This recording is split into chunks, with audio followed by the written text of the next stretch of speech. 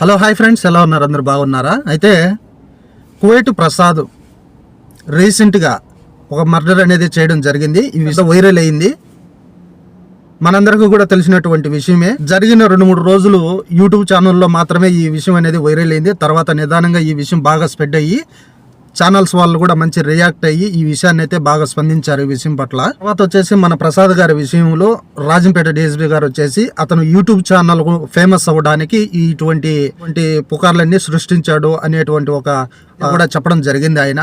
కొన్ని విషయాలు అయితే ఈ వీడియో గుండా మీకు నేను చెప్పాలనే ఉద్దేశంతో ఈ వీడియో మరొకసారి చేయడం జరుగుతూ ఉంది. నా వీడియో మీ వరకు రావాలంటే కింద ఉన్నటువంటి సబ్స్క్రైబ్ బటన్ని సబ్స్క్రైబ్ చేసుకోండి. ఇక ప్రసాద్ గారి విషయానికి వస్తే ఆయన కూతురి విషయం పట్ల ఒక 60 ఏళ్ల వృద్ధుడు అసభ్యకరంగా ప్రవర్తించాడు అనేటువంటి విషయాలు ఆయన తెలుసుకొని ఇక్కడ కువైట్ నుంచి కూడా అతను ఇంటికి వెళ్ళి ఆ వ్యక్తిని అతనైతే మర్డర్ అనేది చేయడం, తర్వాత ఇక్కడికి వచ్చిన తర్వాత ఆ విషయాన్ని అతను జీర్ణించుకోలేక మళ్ళీ ఆ విషయాన్ని పట్ల మళ్ళీ ఒక వీడియో అనేది చేసి అతను యూట్యూబ్ ఛానల్లోనే పెట్టడం. యూట్యూబ్ ఛానల్లో కూడా అతనికి 150,000 మంది ఉన్నటువంటి సబ్స్క్రైబర్లు, మంచి వీడియోస్ అయితే చేస్తూ మంచి కంటెంట్ అయితే ఇస్తూ ఉన్నాడు. ఈ విషయం పట్ల పూర్తి బాధ్యత నాదే, నేనే ఈ హత్య అనేది చేశాను కాబట్టి నేను ఇంటికి వెళ్ళి పోలీసులకు నేను లొంగిపోవాలనేటువంటి ఒక నిర్ణయంతో నేను బయలుదేరుతున్నాను అని ఇక్కడ ప్రసాద్ అనే వ్యక్తి చెప్పడము. ఆ వీడియో అనేది అతను యూట్యూబ్ ఛానల్లో పోస్ట్ చేసి ఇక్కడి నుంచి బయలుదేరి ఇంటికి వెళ్ళాడు. వెళ్ళిన 2 రోజుల తర్వాత అతనైతే మీడియా ముందుకు వచ్చి అతను మీడియాతో మాట్లాడడము, తర్వాత అతన్ని పోలీసులు అయితే పట్టుకోవడం అనేది జరిగింది. అతని చిన్నాన్న కొడుకు, ఇతని భార్య, ముగ్గురిని అయితే అరెస్ట్ చేసి వాళ్ళను జైల్లో పెట్టడం జరిగింది. రిమాండ్కి అయితే పంపించారు. తన కూతురి విషయంలో ఇటువంటి తప్పు చేసినటువంటి మనం ప్రాణంతో వదిలిపెట్టకూడదు. ఇంకొకరికి ఇలాంటి పని చేయాలంటే వాళ్ళకు బుద్ధి వచ్చినట్టు మనం ఒక నిర్ణయం అనేది తీసుకోవాలి. మనం అంటే ఒక కరెక్ట్ అయినటువంటి పని చేయాలనే ఒక ఉద్దేశపూర్వకంగా ఈ పని అయితే ప్రసాద్ చేయడం జరిగింది. కాకపోతే పోలీసులు అయితే లాస్ట్కు ఇతను యూట్యూబ్ యొక్క ఛానల్లో ఇతను బాగా ఫేమస్ అవ్వాలి అనేటువంటి ఒక ఉద్దేశపూర్వకమైనటువంటి మాటలన్నీ కూడా చెప్పుకొచ్చారు.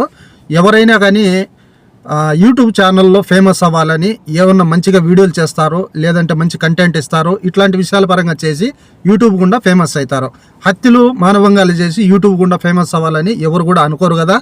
ఇకపోతే లాస్ట్కేమో మన ప్రసాద్ భార్య, అతని చిన్నాన్న కొడుకు, ముగ్గురిని పోలీసులు అయితే అరెస్ట్ చేసి వాళ్ళను రిమాండ్కి అయితే పంపించేశారు.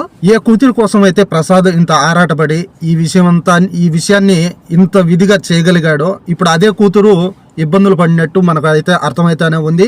ఇప్పుడు తల్లిదండ్రులు ఇద్దరు కూడా పోలీస్ స్టేషన్లోకి వెళ్ళి వాళ్ళు పోలీసులు జైల్లో ఉండి వాళ్ళు లోపల ఉండడం వల్ల ఈ పాప అయితే ప్రజెంట్ ఒక అనాథలాగా మిగిలిపోయినట్టే కదా, మన అందరికి అర్థమైతేనే ఉంది కదా. తన కూతురు బాగోగుల కోసం ఇటువంటి నిర్ణయం అయితే తీసుకోగలిగాడు. కానీ లాస్ట్కి అయితే తల్లిదండ్రులు జైల్లో పడడంతో ఈ పాప అనేది అనాథగానే మిగిలిపోయింది మళ్ళీ కూడాను. ఇక అతనికి ఎన్ని రోజుల శిక్ష అనేది ఉంటుంది, ఎన్ని రోజులు జైల్లో ఉండగలుగుతాడు, తర్వాత బెయిల్ మీద ఎన్ని రోజుల గడ్డకు రాగలుగుతాడు, ఇటువంటి విషయాలన్నీ కూడా ఇక మనకు తెలియాల్సిన ఎన్నో విషయాలు ఉన్నాయి. అయితే ఇతను చేసినటువంటి పని కరెక్ట్గానే చేశాడు, కానీ కొద్దిగా తొందరపడి ఇటువంటి నిర్ణయానికైతే పాల్పడి అనేటువంటి ఒక ఉద్దేశం అయితే మనకు తెలుస్తూనే ఉంది. ఒకసారి పోలీసుల దగ్గరికి వెళ్ళినప్పుడు ఒక స్టేషన్ గుండా మనకు రెస్పాన్స్ అనేది కరెక్ట్గా లేనప్పుడు ఇంకా మనకు ఎన్నో ఉన్నాయి అన్నమాట. ఎన్నో పోలీస్ స్టేషన్లు ఉన్నాయి, ఎన్నో జిల్లాల తరఫున ఉన్నాయి, రాష్ట్రాల తరఫున కూడా ఉన్నాయి. ఒకసాట న్యాయం జరిగినప్పుడు మరి ఇంకో చాట కూడా వెళ్ళి మన కంప్లైంట్ అనేది మళ్ళీ కూడా పెట్టచ్చు. ఒకసాట న్యాయం జరిగినప్పుడు ఇంకో చాటకు వెళ్ళొచ్చు, ఇంకో చాట కూడా కంప్లైంట్ ఇవ్వచ్చు. ఈ అధికారి దగ్గర మనకు న్యాయం జరగలేదంటే అతని పై అధికారికి కూడా వెళ్ళి మనం కంప్లైంట్ అనేది చేయొచ్చు. విషయాలన్నీ కూడా మన ప్రసాద్ అన్న గారు కొద్దిగా గమనించుకొని చేసినంటే మంచిగా ఈ కేసు అనేది జరిగిండు. మన ప్రసాద్ అన్న గారికి కూడా మంచి ఉపయోగం అనేది ఉండు, ఒక న్యాయం అనేది చట్టబద్ధంగా మంచి న్యాయమే జరిగి ఉండేది.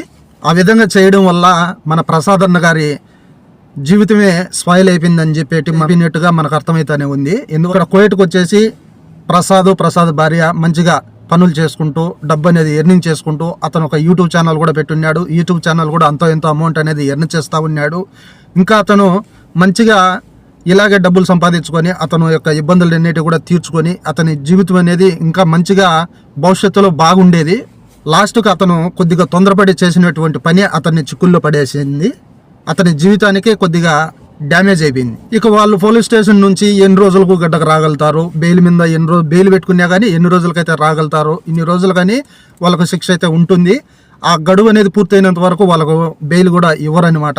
ఇటువంటి విషయాలన్నీ కూడా ఉంటాయి. ఏదైనా ఒక ఏదైనా ఒక నిర్ణయం మనం తీసుకున్నామంటే దాని గురించి కొద్దిగా ఆలోచించి విషయం అనేది చేయాలి. తొందరపాటు నిర్ణయాల వల్ల మన జీవితానికి కూడా కొద్దిగా డ్యామేజ్ అవుతుంది. ఒక నిర్ణయం అనేది తీసుకునేటప్పుడు కొంచెం వెనక ముందు అనేది ఆలోచించుకొని ఆ పని అనేది మనం చేయాలి. ఎప్పుడైనా కానీ ఓపిక ఓర్పు అనేది ఉండాలి.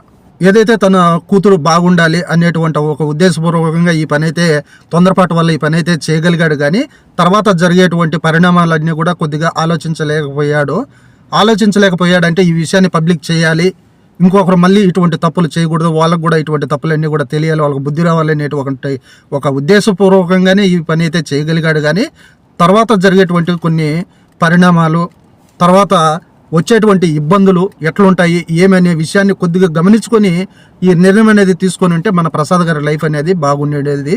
ఓకే ఫ్రెండ్స్, ఈ విషయాలన్నీ మరొకసారి మనం తెలియజేయాలి, మనం ఈ విషయం గుండా కొద్దిగా స్పందించాలనేటువంటి ఒక ఉద్దేశంతోనే ఈ వీడియో అనేది చేశాను.